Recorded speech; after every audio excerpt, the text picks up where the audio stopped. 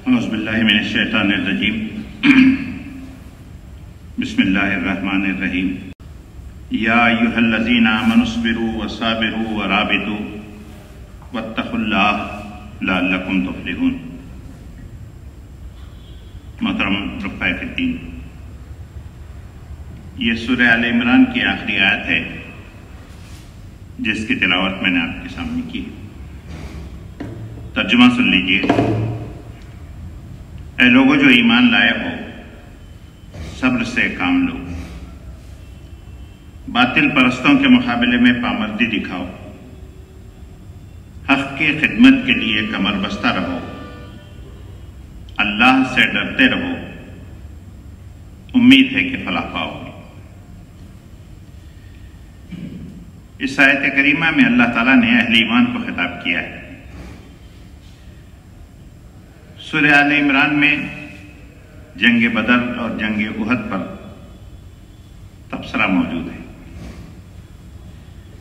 اللہ کے رسول صلی اللہ علیہ وسلم نے 13 سال تک مکہ کے اندر اللہ کے دین کی طرف لوگوں کو بلانے کا کام کیا۔ جب مکہ میں حالات تنگ ہو گئے تو اللہ تعالیٰ نے آپ کو ہجرت کا حکم دیا، تو آپ نے ہجرت فرمائی۔ حضور نبی کریم صلی اللہ علیہ وسلم اپنے ساتھیوں کے ساتھ یثرب پہنچ کر کے دعوت اسلام اور اسلامی معاشرے کے قیام میں لگے ہوئے تھے۔ اہل مکہ کو یہ بات گوارا نہیں ہوئی۔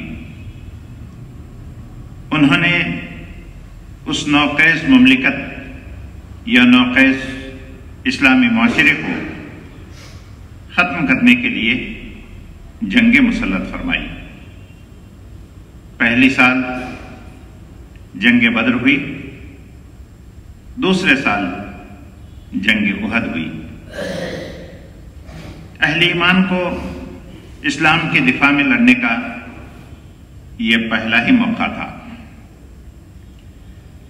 مکہ کے اندر جب ستائے جاتے تھے تو اہل ایمان کے اندر یہ جذبہ پیدا ہوتا تھا کہ ہم اس مخالفت کا جواب دے سکتے، تو بار بار کچھ صحابہ نے اصرار بھی کیا تھا، ہم ان کا مقابلہ کر سکتے ہیں، ہم ان کا جواب دے سکتے ہیں۔ اس وقت اللہ تعالیٰ نے کہا کہ نہیں، تم صبر کرو۔ جب یثرب پہنچ گئے، وہ موقع آیا تو اللہ تعالیٰ نے اہل کفر سے جنگ کی اجازت دے دی۔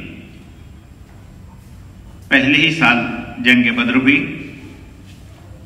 حضور صلی اللہ علیہ وسلم کے ساتھ دینے والوں کی تعداد جو جنگ کے لیے آئی وہ صرف 313 تھی۔ اس وقت اس قلیل تعداد کو دیکھ کر کے ہم اندازہ کر سکتے ہیں کہ اہل ایمان کے لیے کتنے مشکل حالات ہوں گے کہ 313 افراد یثرب کے اندر دعوت اسلامی کا کام کر رہے ہیں، ان پر مکہ کے لوگوں نے ایک جنگ مسلط کی جو بھرپور تیاری کے ساتھ ہتھیاروں سے لیس ہو کر کے اس دعوت اسلامی کے کام کو ختم کرنے کے لیے حملہ آور ہوئے تھے۔ حضور صلی اللہ علیہ وسلم نے جن صحابہ کرام کو لے کر کے پہلی جنگ کی، اس کی تفصیلات ہم سیرت اور قرآن کے اندر مطالعہ کر سکتے ہیں کہ تعداد میں بھی قلیل تھے اور ہتھیار بھی ان کے پاس کچھ نہیں تھے۔ کئی صحابہ کے درمیان ایک ایک گھوڑا، ایک ایک اونٹ آتی تھی جس پر سوار ہو کر کے انہیں مقابلہ کرنا پڑ رہا تھا۔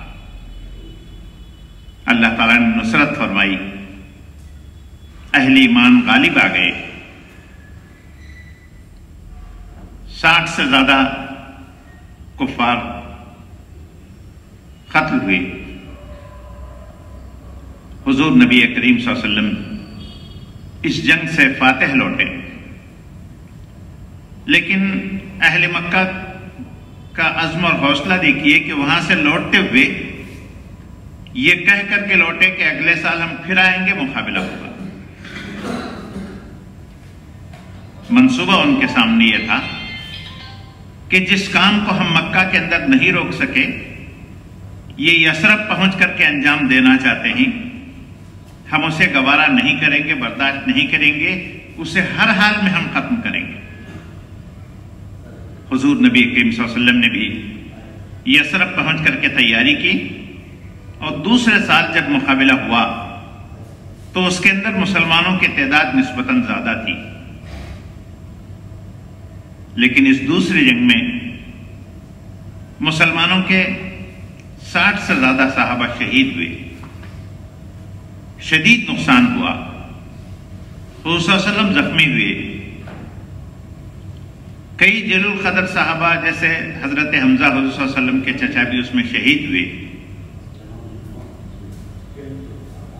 اللہ تعالیٰ فرماتا ہے کہ اہل مکہ اگر چاہتے تو اس جنگ کو تکمیل تک پہنچا کر کے اہل ایمان کو پوری طرح سے کچل کر کے رکھ سکتے تھے، لیکن تھوڑی سی کامیابی پر ان کے دل میں یہ خیال آیا کہ چلیے اسی پر بس کرتے ہیں، جنگ کو ختم کیا، پھر وہ واپس لوٹ چلے گئے۔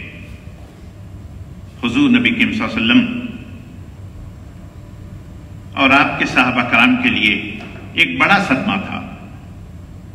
دعوت اسلامی کے لیے جو مٹھی بھر قابل افراد جمع ہوئے تھے، ان میں سے بھی بڑی تعداد شہید ہو گئی۔ آئندہ کی منصوبہ بندی، آئندہ کام کے سلسلے میں منصوبہ بندی اور کام کے لیے مشورے جاری رکھے اور اپنے منصوبے کو آپ نے ترتیب دیا۔ اس صورت میں ان دونوں جنگوں پر تبصرہ موجود ہے۔ اس آخری آیت میں اللہ تعالیٰ نے اہل ایمان کو خطاب کر کے نصیحت کی ہے اور بہت ہی اہم باتیں بتائی۔ اس آیت کریمہ میں اللہ تعالیٰ نے 4 باتیں اہل ایمان کو بتائی۔ ایمان لانے والوں صبر کرو، ایمان لانے والوں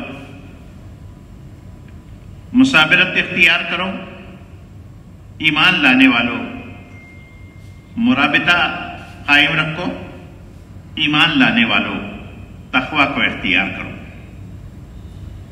اس جنگ کے پس منظر کو، ان 2 جنگوں کو اپنے سامنے رکھیے، جو نصیحتیں کی جا رہی ہیں ان نصیحتوں کو بھی سامنے رکھیے۔ اس وقت جب ہم ان آیات کا مطالعہ کر رہے ہیں تو اس وقت کے حالات کو بھی ہم اپنے سامنے رکھیں کہ دنیا میں خود ہمارے ملک کے اندر اسلام اور مسلمانوں کے خلاف ایک شدید قسم کی مخالفت کا طوفان اٹھ کھڑا ہوا ہے۔ مسلمانوں کو دبانے، کچلنے، مارنے، ختم کرنے کے لیے منصوبے بن رہے ہیں، سازشیں ہو رہی ہیں، کہیں مسلح کوششیں ہو رہی ہیں اور کہیں زیر زمین سازشیں ہو رہی ہیں، اور اپنے منصوبوں کو اور اپنی سازشوں کو انہوں نے چھپا نہیں رکھا ہے، علل اعلان کہہ رہے ہیں۔ ہم اہل ایمان کا نام و نشان ختم کرنا چاہتے ہیں۔ ان کے پاس طاقتیں ہیں، ان کے پاس ذرائع وسائل ہیں، ان کے عزم اور حوصلوں اور ان کے بیانات کو دیکھ کر کے اندازہ کر سکتے ہیں کہ وہ کیا کرنا چاہتے ہیں۔ اس کے اثرات اہل ایمان پر پڑ رہے ہیں، کہیں مایوسی، کہیں کم ہمتی، کہیں گھبراہٹ اور کہیں رد عمل۔ یہ سب کیفیات ملت کے اندر ہم دیکھ سکتے ہیں، ہمارے ملک کے اندر بھی اور دنیا کے دیگر ممالک کے اندر بھی۔ خود ہمارے ملک کے اندر ظالم و جابر اسلام مخالف قوت اقتدار تک پہنچ کر کے جو منصوبے بنا رہی ہے، مسلمانوں کو ختم کرنے کے لیے جو کوششیں اور سازشیں کر رہی ہیں، اس سے ہم اور سب واقف ہیں۔ ابھی کچھ دنوں پہلے ہی کی بات ہے، گزشتہ مہینے ہی کی، کہ سنبھل کے اندر ایک مسجد میں جو واقعہ پیش آیا جس میں بے گناہ 5 نہتے مسلمان گولیوں سے بھون دیے گئے۔ ملک کے اندر کوئی بہت بڑا واویلا نہیں ہوا، کچھ انصاف پسند نے آواز اٹھائی، اس کی مذمت کی، اور وہ اپنی مسلسل آواز اٹھا رہے ہیں۔ اہل ایمان پر اس کے جو اثرات پڑے، کہیں خوف اور کہیں رد عمل کی کیفیت ہمیں دیکھنے کو ملتی ہے۔ یہ پہلا واقعہ نہیں ہے، یہ مسلسل واقعات اس طرح کے پیش آ رہے ہیں۔ وہ چاہتے ہیں کہ مسلمان ڈر جائیں، خوفزدہ ہو جائیں، اپنے مقام سے اپنے آپ کو نیچے گرا لیں، اپنی شناخت کو ختم کرنے کے لیے تیار ہو جائیں۔ اس کے لیے جو کچھ کر رہے ہیں ہم سوشل میڈیا کے ذریعے سے، اخبارات کے ذریعے سے بھی ہم آسانی کے ساتھ اسے محسوس کر سکتے ہیں۔ ان حالات میں تحریک اسلامی کام کر رہی ہے۔ مسلمانوں کو ان حالات میں زندگی گزارنا چاہیے۔ تو یہ آیت کریمہ ہمارے لیے درس کا ایسا سامان رکھتی ہے جو ہمیں عزم، حوصلہ، ہمت، جرأت اور آگے بڑھنے میں مدد دے سکتی۔ آئیے ہم ان باتوں کو سمجھنے کی کوشش کریں۔ اللہ تعالیٰ نے فرمایا، یا ایھا الذین آمنوا اصبروا، اے ایمان لانے والو صبر اختیار کرو۔ صبر کیا ہے؟ قرآن مجید کی ایک جامع ترین اصطلاح ہے۔ اللہ تعالیٰ نے ان مشکل حالات میں اہل ایمان کو بھی یہی حکم دیا۔ حالات سخت ہو جاتے، اللہ تعالیٰ کی طرف سے وحی آتی تو صبر کی تلقین کی جاتی۔ صبر بزدلی کا نام نہیں ہے، صبر کمزوری کا نام نہیں ہے، صبر خاموش بیٹھ جانے کا نام نہیں ہے۔ صبر ایک مثبت صفت ہے جو لوگوں کے اندر پائی جائے، اہل ایمان کے اندر پائی جائے، انہیں عزم اور حوصلے سے بھر دیتی ہے۔ مشکل حالات میں کرنے کے کام کی طرف توجہ دیتے ہوئے اللہ تعالیٰ نے بار بار فرمایا، مثلا استعینوا بالصبر والصلاۃ، ان مشکل حالات میں صبر اور نماز سے مدد لو۔ مادی وسائل سے مدد کی بات تو ہمیں سمجھ میں آتی ہے، لیکن صبر اور نماز کے ذریعے سے استعانت، مدد کیسے حاصل ہوتی ہے؟ اس وقت کے حالات میں جو نصیحتیں کی گئی ہیں اس کا مطالعہ کر کے ہم اسے سمجھ سکتے ہیں۔ صبر مضبوطی کا نام ہے، صبر عزم اور حوصلے کا نام ہے، صبر اپنے موقف پر قائم رہ کر کے جم جانے کا نام ہے، صبر بزدلی، خوف سے اپنے آپ کو بچائے رکھنے کا نام ہے، صبر اپنے مشن پر ڈٹ جانے کا نام ہے، صبر اپنے راستے پر مسلسل چلتے رہنے کا نام ہے۔ نہ ہمت ہارنے کا، نہ پست حوصلہ ہونے کا، نہ کمزور پڑنے کا، نہ خوف زدہ ہونے کا، نہ مشتعل ہونے کا پیغام ہے صبر کے اندر۔ اس قرآنی اصطلاح کو ہم سمجھنا چاہیں، تحریک اسلامی کے لٹریچر میں بہت وافر مواد ہمیں ملے گا۔ مثلا مولانا صدرالدین اصلاحی صاحب کی ایک کتاب ہے اساس دین کی تعمیر، میں رفقا سے گزارش کروں گا اس میں صبر کے عنوان کا آپ ضرور مطالعہ کیجیے۔ بہت جامع طریقے سے قرآن کی مختلف آیات کو جوڑ کر کے اسے واضح کرنے کی کوشش کی گئی۔ اللہ تبارک و تعالیٰ نے اہل ایمان کو بار بار نصیحت کرتے ہوئے صبر کی تلقین کی اور اس جانب توجہ دلایا کہ تمہیں ہر حال میں صبر کی راہ کو اختیار کرنا چاہیے۔ ایک مرتبہ ایک صحابی رسول آئے اور پوچھا کہ اسلام کیا ہے؟ آپ نے وضاحت کرتے ہوئے فرمایا، اسلام صبر اور سماحت کا نام ہے، مضبوطی اختیار کرنے کا اور نرمی اختیار کرنے کا نام ہے۔ قرآن مجید میں اللہ تبارک و تعالیٰ نے فرمایا، اگر تم یہ صبر کو اختیار کرو گے، ان الذین قالوا ربنا اللہ ثم استقاموا تتنزل علیہم الملائکہ، استقامت کا لفظ استعمال کیا اور بتایا صبر استقامت کا نام ہے، اور اس استقامت کو اگر تم اختیار کرو گے تم پر فرشتے نازل ہوں گے۔ فرشتوں کو نزول اللہ کی مدد کی علامت ہے۔ صحابہ کرام فرماتے ہیں کہ ہم نے فرشتوں کو اپنے سر کی آنکھوں سے دیکھا ہے جب جنگ کر رہے تھے۔ صحابہ کرام فرماتے ہیں کہ ہم نے دیکھا کہ ہمارے ساتھ بہت سے لوگ ہیں جو جنگ کر رہے ہیں، ہم انہیں پہچانتے نہیں تھے۔ یہ فرشتوں کا نزول تھا جو میدان جنگ میں آ کر کے اہل ایمان کی مدد کر رہے تھے۔ اللہ تعالیٰ نے بتایا تمہیں نظر آنا کوئی ضروری نہیں ہے، یہ غیر محسوس اور جسے تم دیکھ نہیں سکتے ایسی حالت میں بھی آ کر کے تمہاری مدد کرتے ہیں۔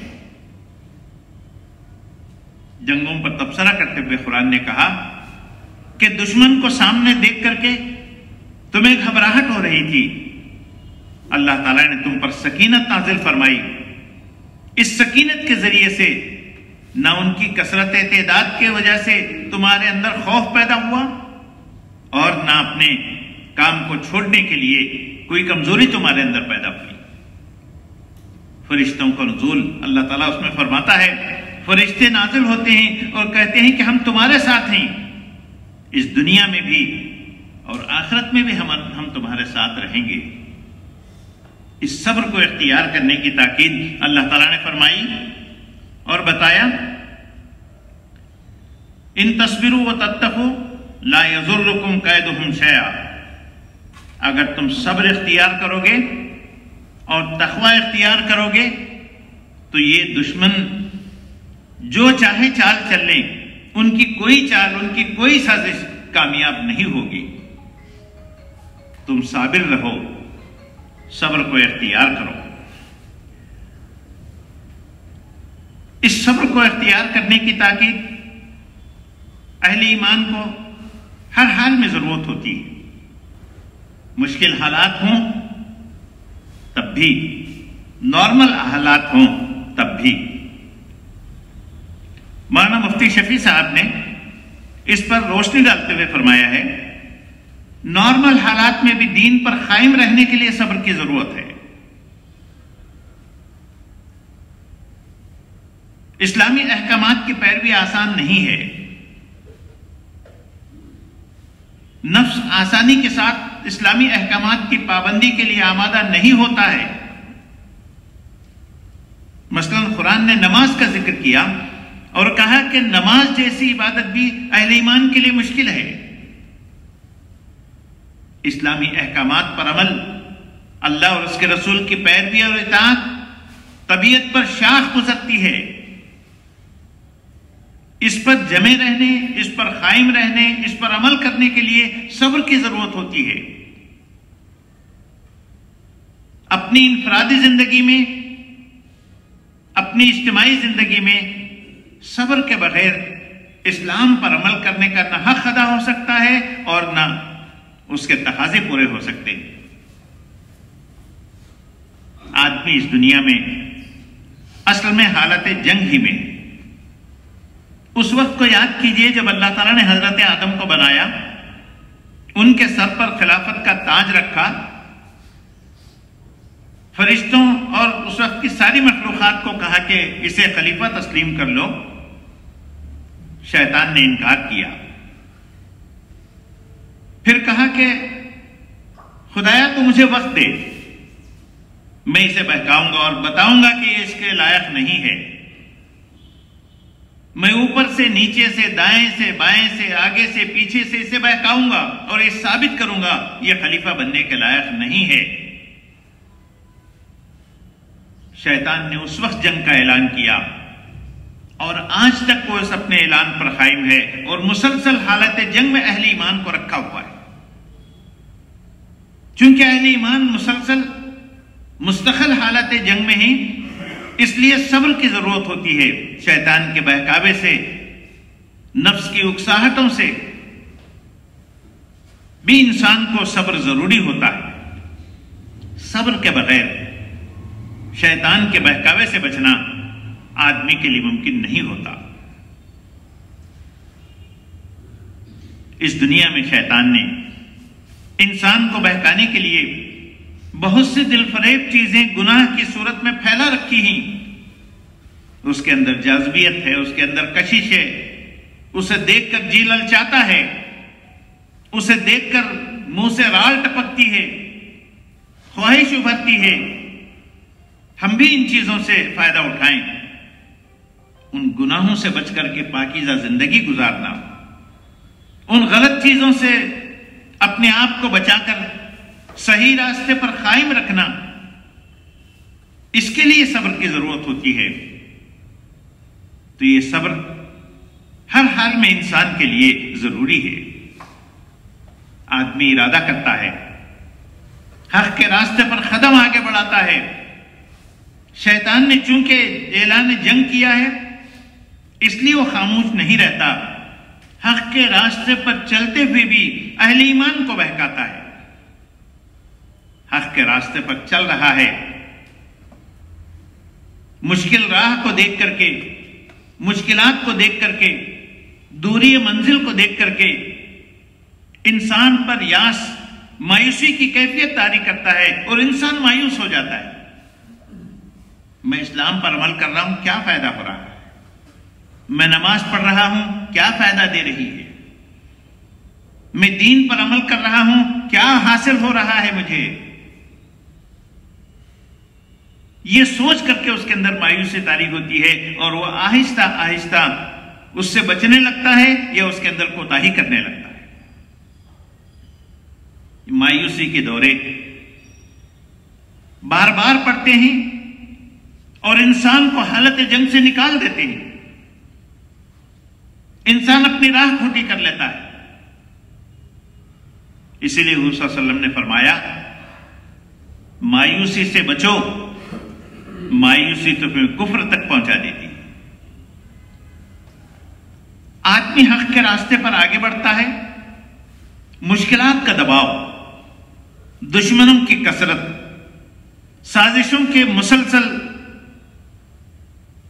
اعلانات اور منصوبے سامنے آتے ہیں، اسے دیکھ کر کے آدمی پریشان ہو جاتا ہے اور پھر اس کے نتیجے میں کبھی رد عمل کا شکار ہوتا ہے، اور اس رد عمل کے نتیجے میں آدمی چونکہ نارمل کیفیت میں نہیں رہتا تو ایسا راستہ اختیار کرتا ہے جو خود اس کے لیے نقصان دہ بن جاتا ہے۔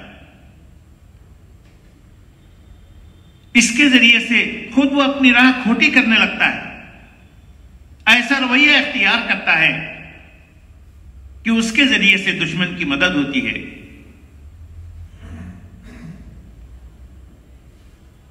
بہانے ڈھونڈتی رہتی ہے دشمنی اکثر، تمہارے پاس بہانوں کی داستان لوگوں۔ تمہاری مخالفت کرنے کے لیے دشمن بہانے تلاش کرتا ہے اور تم بار بار وہ موقع فراہم کرتے ہو۔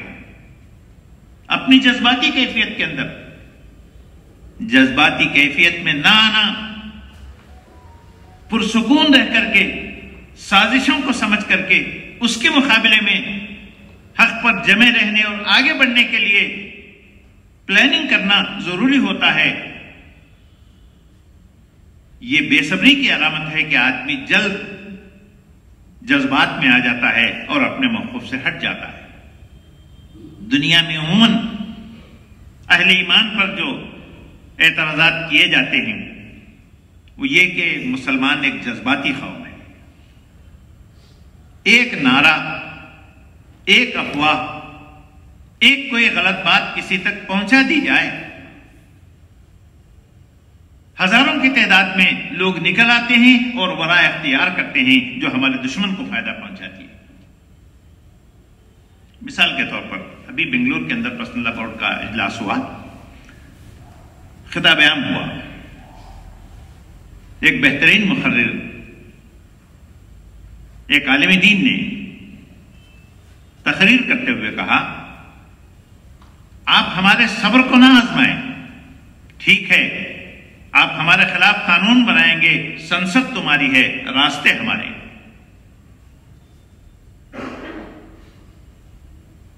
اس تقریر کو جو یوٹیوب پر ہے آپ سن کر کے دیکھیں، وہی اسی جملے کو لے کر کے مسلم پرسنل لا بورڈ ہی کے ایک ذمہ دار سے پریس کے ایک نمائندے نے سوال کیا، کیا آپ اس اجلاس کے ذریعے سے، اس خطاب عام کے ذریعے سے دھمکی دینا چاہتے ہیں؟ کیا مطلب ہے اس کا کہ سنسد تمہاری ہے، راستے ہمارے ہیں؟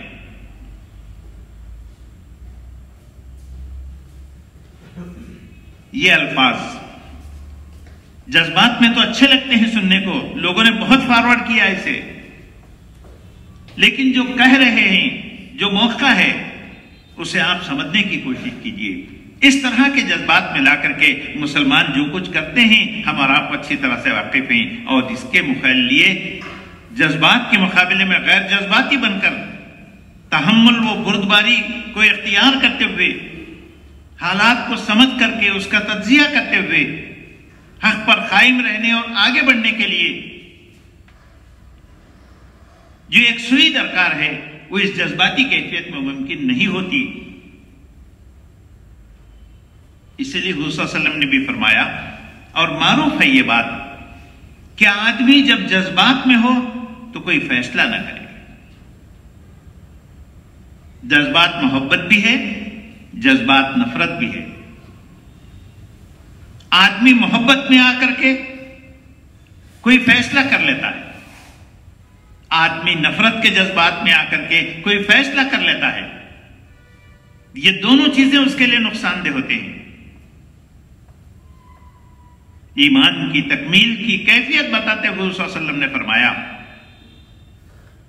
آدمی نفرت اور محبت میں آ کر کے کسی کام کے کرنے یا نہ کرنے کا فیصلہ نہ کر لے۔ جب وہ جذباتی کیفیت کے اندر مبتلا ہو جائے تو اسے فیصلے سے باز رہنا چاہیے۔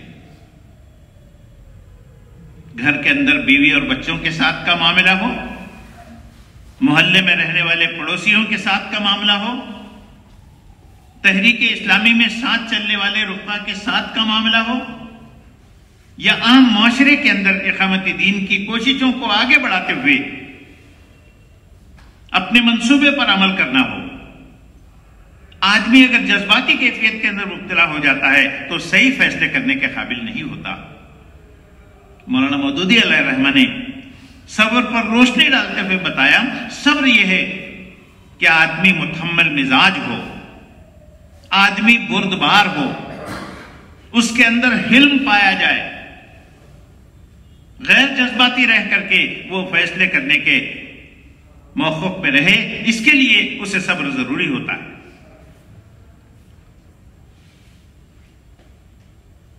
آدمی اس راستے پر چلتا ہے،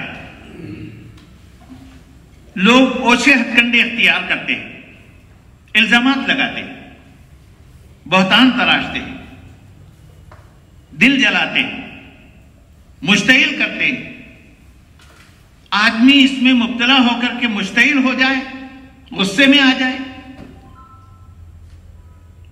آپے سے باہر ہو جائے، یہ کیفیت انسان کو نقصان پہنچاتی ہے۔ اس لیے مولانا مودودی علیہ الرحمہ نے بتایا کہ آدمی کو مشتعل مزاج نہیں ہونا چاہیے، زود رنج نہیں ہونا چاہیے۔ یہ اشتعال کبھی دشمنوں کے رویے سے ہوتا ہے اور کبھی ساتھ چلتے ہوئے رفقا اور احباب کے ساتھ بھی یہ کیفیت پیش آتی ہے۔ مولانا مودودی علیہ الرحمہ اس پر روشنی ڈالتے ہوئے لکھتے ہیں کہ کبھی کبھی آدمی کو اس راستے پر چلتے ہوئے ہر قسم کے گندے لوگوں سے سابقہ پڑ سکتا ہے، جو انتہائی گھناؤنی حرکتیں کرتے ہیں، انتہائی کمینگی پر اتر آ سکتے ہیں۔ اس وقت جو رویہ اختیار کرتے ہیں اسے برداشت کرنے کی قوت ایک دائی اور ایک اسلام کے سپاہی کے اندر ہونی چاہیے۔ الزام، بہتان، جھوٹے پروپیگنڈے کو نظر انداز کر کے، گالیاں کھا کر کے ہنس دینا، تانے سن کر کے ٹال دینا اور پورے سکون کے ساتھ اپنے کام پر قائم رہ کر کے آگے بڑھتے رہنا، یہ صبر ہے۔ اس صبر کی ضرورت بھی اہل ایمان کو ہوتی ہے۔ آدمی اس راستے پر آگے بڑھتا ہے تو لوگ غلط قسم کے الزامات لگاتے ہیں جسے آدمی برداشت نہیں کر سکتا۔ مثلا حضور نبی کریم صلی اللہ علیہ وسلم جنگ کے بعد مال غنیمت تقسیم کر رہے تھے۔ کچھ لوگوں نے کہا محمد انصاف کرو،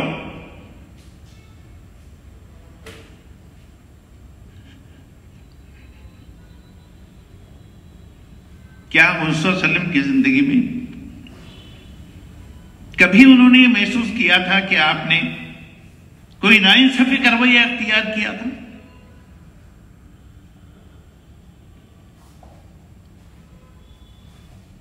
اس طرح کے الزامات آدمی کا دل توڑ دیتے ہیں. آدمی سوچنے لگتا ہے میں کیسے لوگوں کے درمیان کام کر رہا ہوں، میری نیت پر شک کرتے ہیں، میرے ان کاموں پر اعتراضات کرتے ہیں.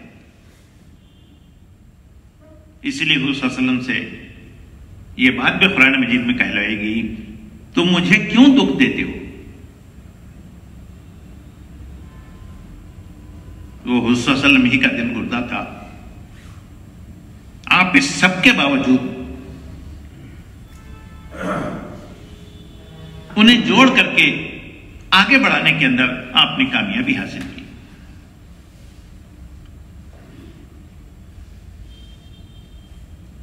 آدمی جب آگے بڑھتا ہے تو دشمن کبھی لالچ دیتا ہے، کبھی آفرز دیتا ہے، کبھی آسانیوں کے دروازے کھول دیتا ہے، کبھی دوست اور ساتھی بن کر کے اس کے ساتھ شامل ہو جاتا ہے. مختلف بہانوں سے مختلف ترغیبات کا شکار کرنے کی کوشش کرتا ہے. آدمی ان ترغیبات کا شکار نہ ہو، ان لالچ میں نہ آئے، اس بہکاوے میں نہ آئے.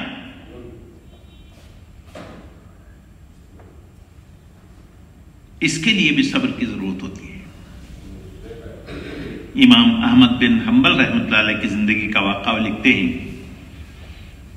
ان کی پیٹھ پر ایک مسئلے میں حکومت کے وقت نے کوڑے برسائے. 3 حکومتیں بدل گئیں، مسلسل ان کی پیٹھ پر کوڑے برستے رہے. ایک وقت آیا، زنجیریں کھول دی گئیں، سختیاں ختم کر دی گئیں. اقتدار وقت نے آپ کو بلا کر کے اپنے بازو بٹھایا،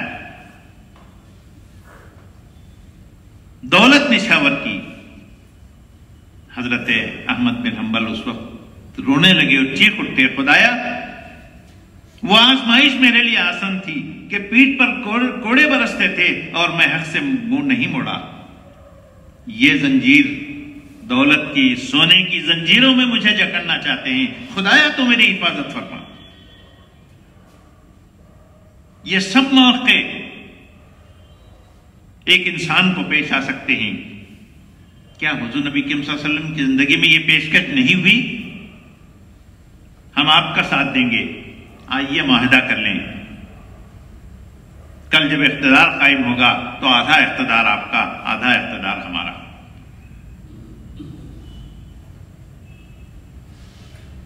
آج بھی حق کے راستے پر آگے بڑھتے ہوئے کبھی منسٹری پیش کی جاتی ہے، کبھی آسانیاں فراہم کی جاتی ہیں، اور کبھی مختلف بورڈز کی چیئرمین شپ پیش کی جاتی ہے، کسی بورڈ کی ممبرشپ پیش کی جاتی ہے. یہ اور اس طرح کے حرکات میں مبتلا کر کے اس موقف سے ہٹانے کی کوشش کی جاتی ہے. ایسے حالات میں اپنے موقف سے ہٹے بغیر، لالچ میں آئے بغیر اپنے کام کو مسلسل جاری رکھنا، اس کے لیے صبر ضروری ہے. مولانا مودودی علیہ الرحمہ نے ان ساری باتوں کو بہت آسان طریقے سے اپنے لٹریچر کے اندر بیان کیا ہے، اسے بار بار پڑھتے رہنے کی ضرورت ہے. اللہ تعالیٰ بیان فرما رہا ہے، اے ایمان لانے والو تم صبر اختیار کرو. حضور صلی اللہ علیہ وسلم مخاطب ہیں، صحابہ کرام مخاطب ہیں. آپ کی پوری زندگی کا مطالعہ کر کے اس کی اہمیت کو ہم محسوس کر سکتے ہیں. اور آج بھی جبکہ ہم اقامت دین کی کوششوں میں لگے ہوئے ہیں، ان حالات میں یہ سب چیزیں پیش آتے ہوئے ہم محسوس کر سکتے ہیں، اور اس کا ہمیں مطالعہ کرنا چاہیے. اللہ تعالیٰ نے فرمایا، یا ایھا الذین آمنوا اصبروا، اے لوگوں مسابرت اختیار کرو. مسابرت کا ترجمہ مولانا مودودی علیہ الرحمہ نے مقابلے کے صبر سے کیا ہے. ایک ہے حق پر جمے رہنے کا صبر، دوسرا یہ ہے کہ دشمن سامنے ہے، اس کے مقابلے کا صبر۔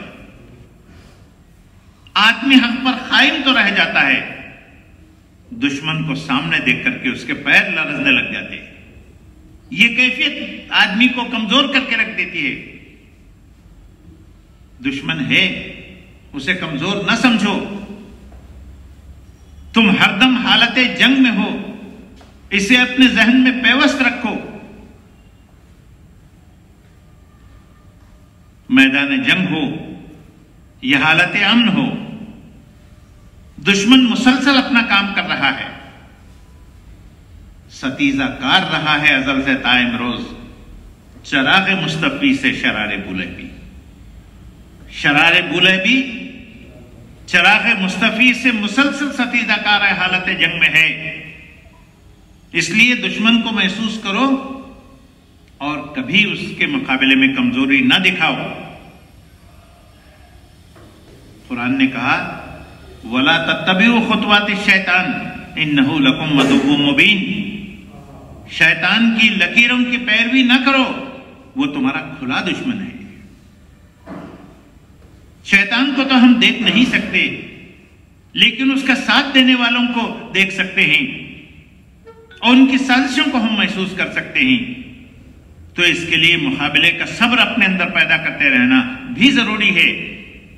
اس مقابلے کے صبر کے بغیر ظاہر ہے کہ ہم کامیابی حاصل نہیں کر سکتے، نہ اقامت دین کی کوششوں میں کامیاب ہو سکتے۔ پھر اللہ تعالیٰ نے فرمایا یا ایھا الذین آمنوا رابطوا، اے ایمان لانے والو مرابطہ قائم رکھو۔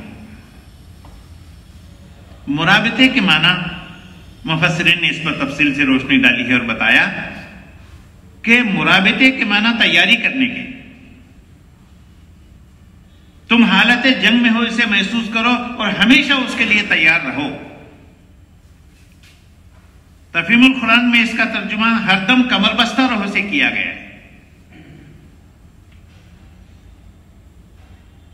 ہر دم الرٹ رہو، کسی وقت بھی کہیں سے تم خطرہ محسوس کر سکتے ہو تو فوراً اس کے نمٹنے کے لیے تمہیں تیاری کرنی چاہیے۔ اس کو قرآن مجید میں مختلف مقامات پر واضح کیا گیا ہے اور بتایا گیا ہے کہ اہل ایمان کو اس کی تیاری کرنی چاہیے۔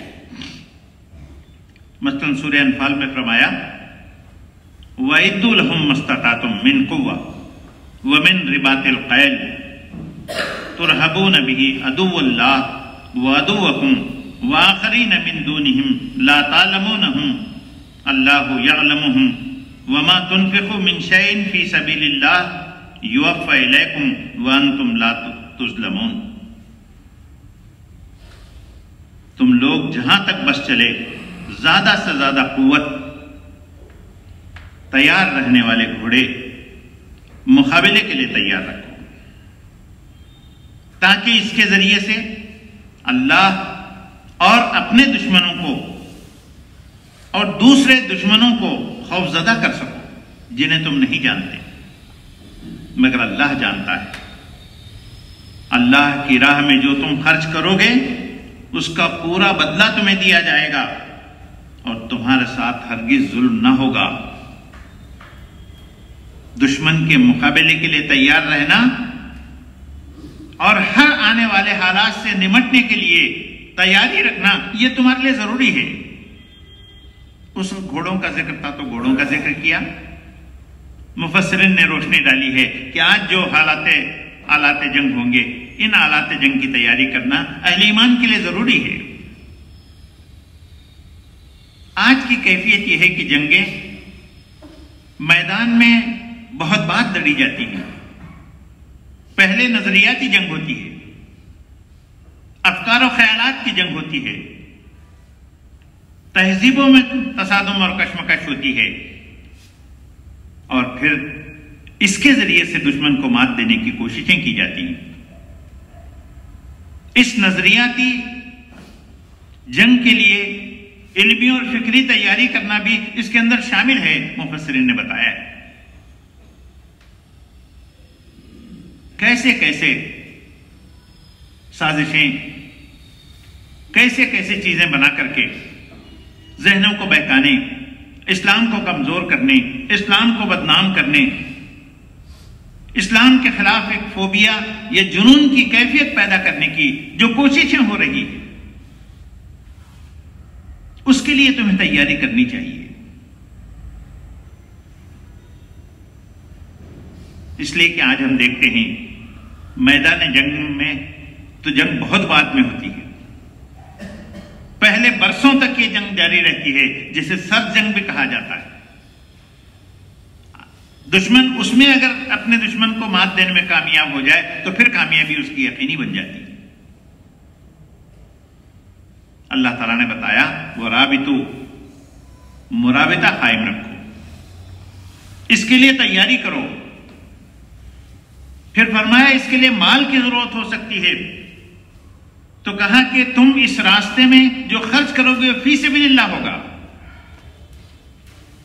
چیریٹی ادارہ کھولنا، خدمت خلق کے کام کرنا، یتیم کو پینشن دینا، بھوکے کو کھانا کھلانا، یہ بھی انفاق کے مدات ہیں۔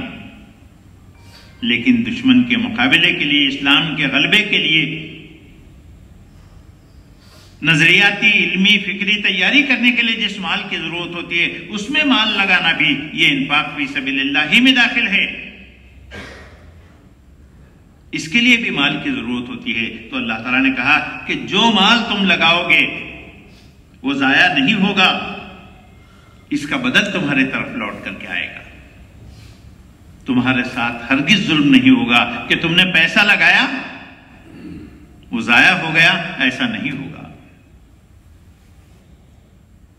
اللہ تبارک و تعالیٰ نے اس آیت میں بتایا واتقوا اللہ، اللہ کا تقوی اختیار کرو، اللہ کا ڈر، اللہ کا خوف، اللہ کے لیے اخلاص، اللہ کے لیے کام کرنے کا جذبہ، مشکلات کو، پریشانیوں کو، سختیوں کو جھیلنے، حق پر قائم رہنے کے لیے جو رویہ اختیار کرنے کی ضرورت ہوتی ہے، اس رویے کو اختیار کرنا تقوی کے اندر شامل ہے۔ فرمایا اس تقوی کو تم اختیار کرو، اللہ تبارک و تعالیٰ تمہیں کامیاب کر دے گا۔ اللہ تعالیٰ نے قرآن مجید میں فرمایا اگر تم صبر کرو، تقوی کی راہ اختیار کرو تو دشمن کی کوئی چال کامیاب نہیں ہوگی۔ اللہ تعالیٰ نے فرمایا اگر تم تقوی کی راہ اختیار کرو تو اللہ تبارک و تعالیٰ تم پر حق کی راہ واضح کر دے گا اور تمہاری مدد فرمائے گا۔ اللہ تبارک و تعالیٰ نے اسی سورہ آل عمران کے اندر بتایا لا يحزنك الذين يسارعون في الكفر انهم لن يضروا الله شيئا۔ اے نبی صلی اللہ علیہ وسلم، یہ لوگ جو کفر کی راہ میں دوڑ دھوپ کر رہے ہیں، ان کی سرگرمیاں تمہیں آزردہ نہ کریں، یہ اللہ کا کچھ بھی نہ بگاڑ سکیں گے۔ اللہ سے ڈر کر زندگی گزارتے ہوئے دشمنوں کی دوڑ دھوپ کو دیکھ کر کے غمزدہ نہ ہو جانا، پریشان نہ ہو جانا۔ وَلَتُبْلَوُنَّ فِي أَمْوَالِكُمْ وَأَنفُسِكُمْ وَلَتَسْمَعُنَّ مِنَ الَّذِينَ أُوتُوا الْكِتَابَ مِنْ قَبْلِكُمْ وَمِنَ الَّذِينَ أَشْرَكُوا أَذًى كَثِيرًا وَإِن تَصْبِرُوا وَتَتَّقُوا فَإِنَّ ذَلِكَ مِنْ عَزْمِ الْأُمُورِ۔ مسلمانوں، تمہیں جان اور مال دونوں طرح کی آزمائشیں پیش آ کر رہیں گی، اور تم اہل کتاب اور مشرکین سے بہت سی تکلیف دہ باتیں سنو گے۔ ان حالات میں اگر تم صبر کرتے ہو، تقوی کی روش پر قائم رہتے ہو، تو یہ بڑے حوصلے کا کام ہے، یہ عزم الامور میں سے ہے۔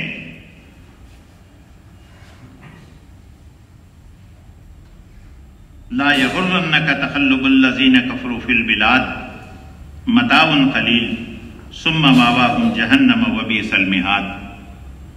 اے نبی صلی اللہ علیہ وسلم، دنیا کے ملکوں میں خدا کے نافرمان لوگوں کی چلت پھرت تمہیں کسی دھوکے میں نہ ڈالے.